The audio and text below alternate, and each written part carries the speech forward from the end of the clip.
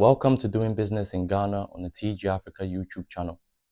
And in this video, what I wanted to discuss is what it really means to become a diaspora entrepreneur. Now, first of all, if we are trying to define what a diaspora entrepreneur is, then we have to look at the two components, one being the diaspora and one being the entrepreneur component. So when we are speaking about diaspora, we are referring to individuals who were either born in Africa or have some kind of historical connection to Africa, but have spent most of their lives primarily living abroad, um, particularly in the Western world, in places like Europe, the US, and the UK.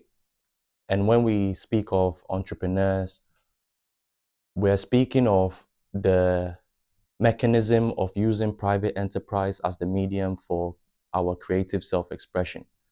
And I want to make sure that we have a clear distinction between why we refer to ourselves as entrepreneurs and not business people, because a business person is someone who is primarily profit driven. So they use the mechanism of business as a means to generate more profits, whereas an entrepreneur sees their private enterprise as an expression of themselves and what they can offer and contribute to society. And it's through that contribution that they try to make a profit.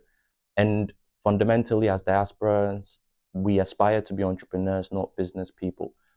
So as a whole, a diaspora entrepreneur is basically someone who has some kind of connection to Africa and has decided to move back for the express purposes of starting a business, which will be an expression of their uniqueness as an individual and what they feel like they can contribute towards African development. So that is the foundation that we need to lay. The next thing we really have to understand about diaspora entrepreneurs is going back to some of the motivations that drives diaspora entrepreneurs. And we've had discussions about this, but it's important to reiterate that it centers around the idea of feeling a deeper sense of belonging and connection, having that feeling of home. It's also really about being motivated by the desire to find a deeper sense of meaning and purpose. A lot of people who are entrepreneurs here feel like they were called to Africa, feel like they had something to offer Africa, and it was a sense of destiny type of thing. The other opportunity and the other motivation that is driving a lot of diasporans to become diaspora entrepreneurs is to be their own boss. And finally, it's really about the opportunity to build wealth. And these are some of the core motivations which allow us to reassess ourselves and see whether we have these motivations within ourselves, because it might indicate that we may potentially suit becoming diaspora entrepreneurs. And one thing I want to reiterate about what it means to be a diaspora entrepreneur is it really starts from the premise of recognizing the privileged position we actually have. You see, a lot of the time, we in the diaspora don't see ourselves as privileged because we're always comparing ourselves to our white counterparts. But in terms of the African race as a whole, continentally, globally, we actually represent some of the most privileged of Africans worldwide. We are the most educated, we have the most financial resources, and our exposure to the developed world gives us certain unique insights that the average African doesn't have that exposure to.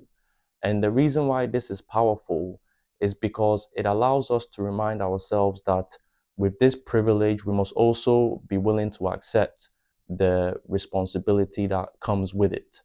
And I think the biggest responsibility that comes with our privileged position is by recognizing that we have to play a role in the development of Africa.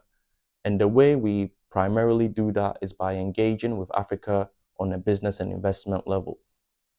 Unfortunately, we also have a lot of negative misconceptions about Africa. And in general, as diasporans, we don't really view our motherland as a place of opportunity. And this is something which means that there is a strange sort of situation that is taking place in across Africa and in a place like Ghana, for example. So people always forget that Africa does have opportunities, but it has opportunities not from a job seeker standpoint, but from a business opportunity standpoint. Because there are a lot of infant industries, it provides a great opportunity for new market players to enter. But unfortunately, as we've discussed in prior videos, the average Ghanaian does not really have access to some of these opportunities because they wouldn't be able to find the kind of startup capital needed to finance these ventures. And without a well-structured investment ecosystem, then again, people struggle to get access to finance in general. So the opportunities in a place like Ghana is not actually accessible to the average Ghanaian, but it is accessible to the diaspora because we do have the financial capital and technical know-how to actually establish businesses in key sectors that can contribute to development. But unfortunately, because of our lack of knowledge and understanding and the negative perceptions we have about Africa, a lot of us are not taking advantage of these opportunities. And so far, the only people that are taking advantage of most of the opportunities across Africa and in Ghana is foreigners. Because unfortunately, we in the diaspora haven't recognized that our privileged position always also comes with responsibility.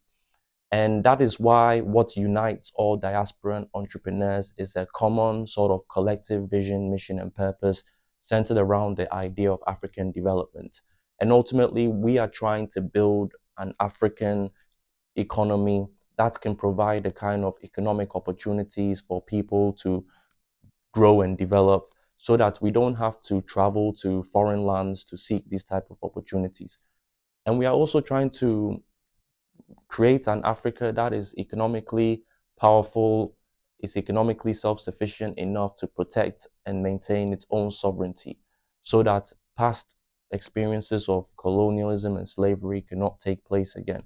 And I like the term a body with many members because that is kind of how diaspora entrepreneurs are functioning. We're all specializing in different areas. We're all bringing something unique to the table.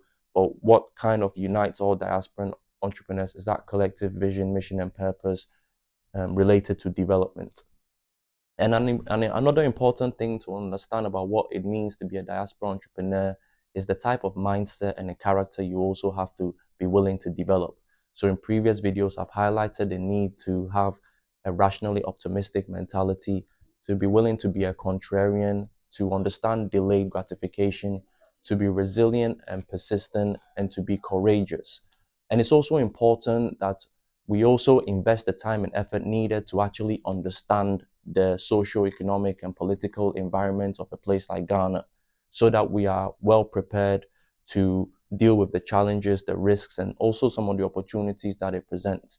And we also have to be prepared to accept the knowledge gap that most of us have because a lot of us are first-time entrepreneurs, which means that we don't have any direct prior entrepreneurial experience. And that is why we have to invest the resources to become better business operators because our ability to be successful here will depend on how effective we are as business operators.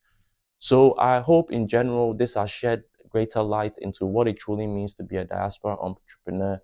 And if you would like more information about doing business here in Ghana, feel free to book a consultation with us and make sure to grab yourself a copy of The Great Return. And I'll see you in the next video.